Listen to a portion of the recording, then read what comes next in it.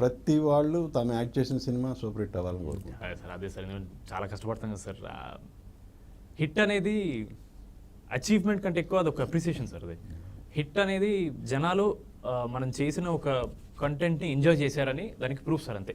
At least నా understanding ప్రకారం, నేను వేరే వాళ్ళ తరపున మాట్లాడలేను కదా.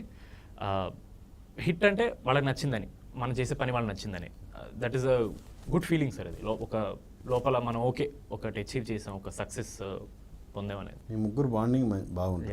సో వాళ్ళిద్దరిలో ఎక్కువ బాండింగ్ ఎవరితో ఉంటుంది? అంటే ఫస్ట్ పార్ట్ అప్పుడు నాని నితిన్ బ్రో కొంచెం రిజర్వ్డ్ సార్. ఆయన అంత తొందరగా జెల్ అవ్వలేదు.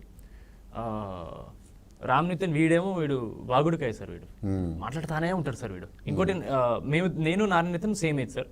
వీడు 2 ఏళ్ళు చిన్న కాబట్టి నేను షూటింగ్లో వీడిని కొంచెం ర్యాక్ చేసేవాడిని సార్ వీడిని. సో వీడు ఎక్కువ క్లోజ్ అని కాదు కానీ నేను వీటితో ఇంకొంచెం చనువు ఉంది నాకు. సో ఈ సినిమా తర్వాత కూడా అదే. ఇప్పుడు ముగ్గురు సేమ్ సార్.